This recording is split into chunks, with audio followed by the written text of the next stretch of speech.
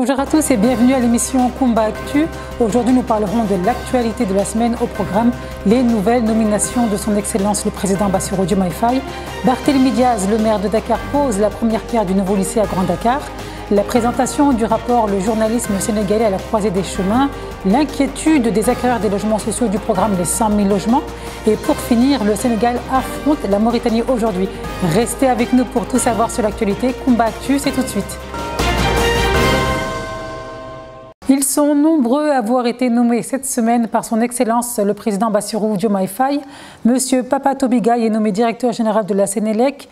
Monsieur Alioune Gueye est nommé directeur général de Petrosen Holding en remplacement d'Adama Diallo. Monsieur Mohamedou Diop est nommé directeur général de Petrosen Trading et Services en remplacement de Manar Sall.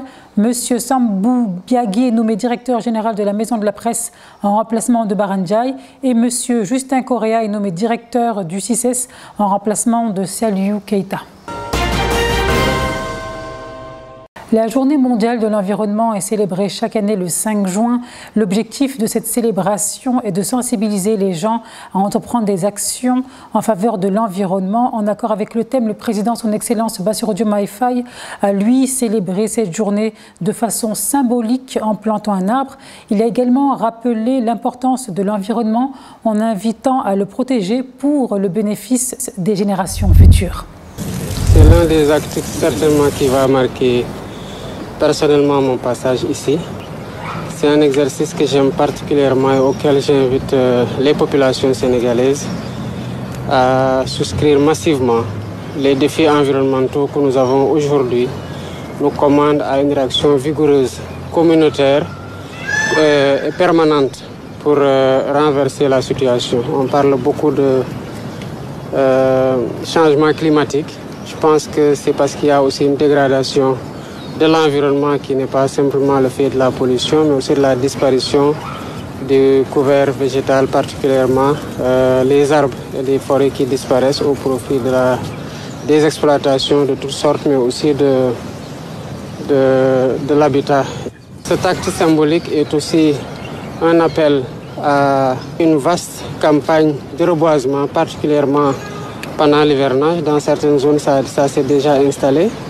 Mais je crois qu'il y a une journée de l'arbre qui arrive bientôt au mois d'août. Cette journée-là doit être véritablement marquée par un engouement populaire autour du reboisement.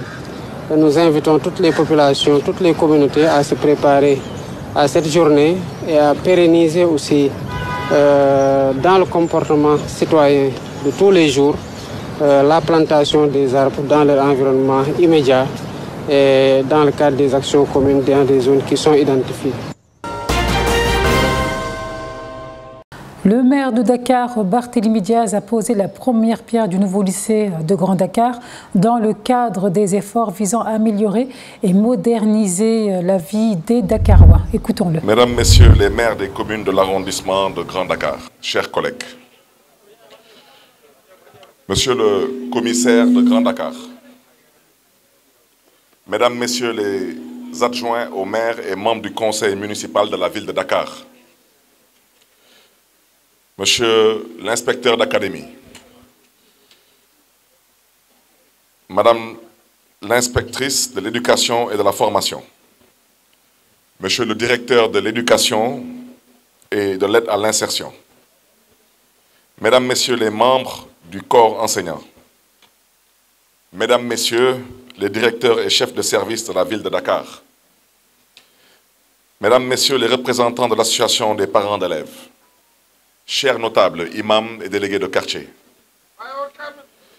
chers élèves, chers invités en vos rangs, titres et grades, Mesdames, Messieurs, je voudrais tout d'abord remercier tous les acteurs de l'éducation et la population d'arrondissement de Grand Dakar réunis ici pour le lancement des travaux de construction du nouveau lycée de Grand Dakar. Ce jour est un grand jour qui sera inscrit dans les annales de l'histoire de la communauté éducative de notre ville, parce qu'il s'agit de matérialiser un projet d'une haute importance. En effet, l'éducation est un secteur primordial pour l'État et les collectivités territoriales et nécessite d'immenses investissements. Le futur lycée de Grand Dakar, qui sera érigé dans ces lieux est la preuve de notre action résolue dans la constitution d'une ressource humaine capable de participer au développement de notre territoire. C'est une priorité qui sera un levier essentiel de développement du capital humain et donc du progrès économique et social de notre ville. La construction de cette infrastructure contribuera incontestablement à renverser la tendance de la prépondérance des enrôlements dans les écoles privées. À ce stade, je voudrais le rappeler, depuis les indépendances, tous les présidents de la République du Sénégal sont des produits de l'école publique. Pour dire, une fois de plus, que nous avons le devoir et la responsabilité de ressusciter l'école publique, surtout l'excellence dans l'école publique. En effet, selon le rapport de la 11e revue régionale sur l'éducation, près de 55% des effectifs scolaires du secondaire sont inscrits dans les écoles privées. Vous l'avez compris, le déficit d'infrastructures, ayant pour conséquence le surpeuplement et la promiscuité en milieu scolaire public, est une contrainte majeure dans l'atteinte de la scolarisation universelle. En 3 ans, de 2021 à 2024, plus de 60 journalistes au Sénégal ont été arrêtés, agressés, interpellés ou détenus, selon le rapport de Reporters sans frontières intitulé « Le journalisme sénégalais à la croisée des chemins ». La polarisation, les ingérences politiques et la désinformation se sont accentuées et le pays a rétrogradé dans le classement mondial de la liberté de la presse. Classement mondial pour la liberté de la presse que nous sortons chaque année le 3 mai. Et donc cette année, dans ce classement mondial de la liberté de la presse, nous avons pu identifier qu'entre 2021 et 2024, le Sénégal est passé de la 49e place à la 94e place, donc sur 180 pays, soit une baisse de près de 5, donc une chute, une rétrogradation de plus de 50 places dans le classement mondial de la liberté de la presse. Donc, et des 5 indicateurs, puisqu'il y a 5 indicateurs qui composent ce classement, politique, social, sécuritaire, économique et social. Et de ces 5 indicateurs, le politique et le sécuritaire sont ceux qui se dégradent le plus au Sénégal ces dernières années. Alors forcément, nous nous sommes questionnés. Que s'est-il passé? Alors, nous avions déjà quelques éléments de réponse, mais nous sommes non seulement posé la question que s'est-il passé, mais aussi où va le journalisme et le droit à l'information au Sénégal. Et c'est ainsi que ce rapport est né et a été créé et a vu le jour. Donc Sénégal à la croisée des chemins, c'est d'abord un recueil de faits, de chiffres aussi, ils sont très parlants, nous allons en effet nous en parler tout à l'heure, pour raconter toutes les entraves, toutes les violations qu'il y a pu y avoir ces derniers au Sénégal et qui racontent cette baisse au classement mondial de la liberté de la presse. Alors des confrères et consoeurs que nous avons rencontrés ces derniers jours notamment, nous ont parlé, pour parler de ces dernières années, de cocktails explosifs.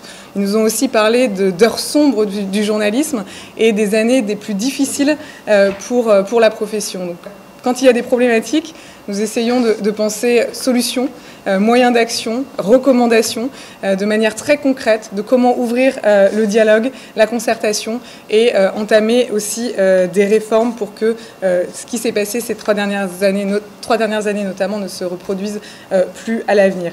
Alors, pour qu'elles ne se reproduisent plus, nous avons demandé aux nouvelles autorités, nous profitons du fait qu'il y ait des nouvelles autorités en place depuis quelques semaines, pour demander quelques éléments dont on va pouvoir revenir tout à l'heure. C'est d'abord plus de protection pour les journalistes, plus de garantie du pluralisme, une meilleure soutenabilité économique des médias, des mesures fortes aussi contre le développement de la propagande et de la désinformation, des réponses concrètes aussi aux transformations écologiques, puisque notre rapport en tant que journaliste à la production de l'information se transforme aussi avec les réseaux sociaux, avec l'intelligence artificielle. Et à tout cela, nous avons essayé évidemment d'apporter des recommandations. Les acquéreurs des logements sociaux du programme Les 100 000 logements attendent toujours les clés de leur maison, et ce malgré les promesses faites depuis 2022. Dans le cadre du programme 100 000 logements, nous sommes les 153, nous représentons en tout cas les 153 qui ont été présélectionnés sur la base des dossiers qu'on avait déposés sur le site de 100 000 logements. Alors, nous avons eu à faire une visite sur le site où nous nous situons actuellement. Alors, à la suite de la visite, nous avons eu à signer des contrats de réservation, et selon les dires du DG, nous sommes tous acquéreurs, tous les 53. Donc, il fallait juste finaliser certains papiers et on devait avoir les logements, nos clés, en tout cas, depuis décembre 2022. Et depuis lors, on court derrière avec des réunions, des rencontres. On n'arrive pas à voir le bout du tunnel. Vraiment, ça a duré. Tous les engagements au sein des banques et tout, nous les avons gelés à cause de cette situation. Nous n'arrivons pas à avoir nos clés et nous ne pouvons pas avoir accès aussi à d'autres engagements. C'est pour cela que nous lançons un appel pour dire que vraiment, on veut nos maisons. On veut nos maisons, qu'on nous donne nos maisons comme il a été convenu. Maintenant, s'il y a un autre problème, ils n'ont qu'à nous dire. Parce qu'on est fatigué, on nous valse depuis lors. Ça fait plus de 2 ans, on court derrière. Tout le monde sait qu'au Sénégal, avoir une maison, c'est devenu... Ça coûte la peau des fesses. C'est très cher. On est obligé d'acquérir le terrain et ensuite pour construire, c'est devenu excessivement cher. Donc, on avait confiance et foi en ce projet et on espérait vraiment pouvoir, nous en tout cas les petites bourses, on pensait pouvoir en tout cas avoir nos maisons à nous. C'est pour ça vraiment, nous lançons un appel aux nouvelles autorités et on le sait, ils sont pour le peuple et on espère que nous faisons partie de ce peuple. Les activités minières des industries chimiques du Sénégal sont à l'arrêt depuis le mardi 28 mai en raison de blocage des sites d'extraction et de traitement de l'acide phosphorique, un produit d'exportation essentiel pour la fabrication d'engrais. Écoutons le maire Mbaye Dione. Nous l'avons dit, ça fait partie des recommandations de cette réunion, c'est que nous autres maires qui dirigeons les collectivités, qui exploitons la mine, nous avons beaucoup de problématiques en commun. Donc nous devons nous parler et je pense que la rencontre d'aujourd'hui s'inscrit dans le cadre. Et moi je pense fondamentalement que les ICS, avec les difficultés que nous avons, les gens doivent trouver des solutions parce que les ICS sont importants dans la vie de la nation, mais sont importants dans la vie de l'arrondissement de Meouane qui abrite cette carrière. Je ne connais pas le fond du problème, mais je pense que nous autres maires, nous devrons, avec les populations et avec l'État du Sénégal, réfléchir pour que les ICS reprennent leur activité. Et je pense également qu'une industrie, quand elle est installée dans un pays, elle doit être en conformité avec les règles de fonctionnement de ce pays. Qu'elle soit à Ngoundiane, qu'elle soit à Kédougou, qu'elle soit à Mboro, qu'elle soit à Lamlam, les entreprises doivent s'acquitter, en tout cas, de toutes les obligations fiscales si elles veulent en tout cas prospérer. Et je pense que c'est l'appel que je lance à toutes les autorités. En tout cas, avec mes collègues maires, nous allons réfléchir de façon globale pour que la question minière soit beaucoup plus prise en charge sous forme de plaidoyer par l'Association des maires du Sénégal. Mais je pense que l'État du Sénégal et les populations également doivent en faire un viatique pour que la question soit réglée et que les ICS et que toutes les carrières du Sénégal soient en tout cas d'un apport certain pour le mieux-être des populations qui les abritent.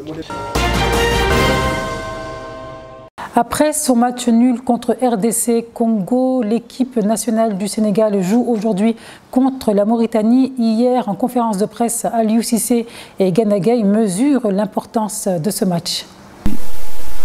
On prépare ce match comme un match très important pour nous et voilà, on va tout faire pour essayer de remporter ce match, même si voilà, c'est un derby. On sait qu'un derby ça se joue pas, ça se gagne. Les éliminatoires de la Coupe du Monde, c'est pas les éliminatoires de la Coupe d'Afrique, c'est les éliminatoires de la Coupe du Monde.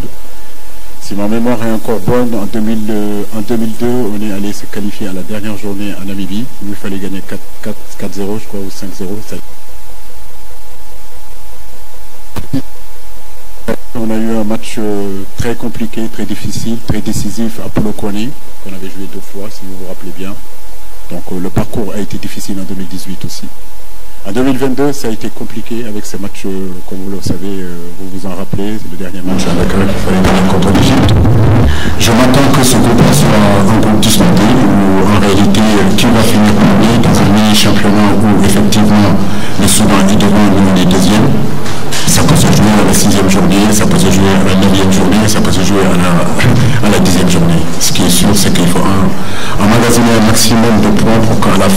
côté, comme en championnat, celui qui est devant, c'est celui qui l'emportera.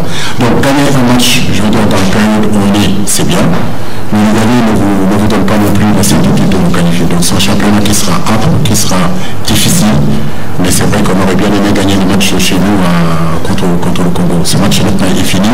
Demain, c'est un autre match dans un autre contexte. Donc nous sommes bien préparés, nous sommes prêts pour affronter la Mauritanie. C'est ainsi que se termine cette édition. Bonne chance à nos Lions. Quant à nous, on se dit à la prochaine émission et surtout, restez connectés, abonnez-vous à la chaîne Time for Africa.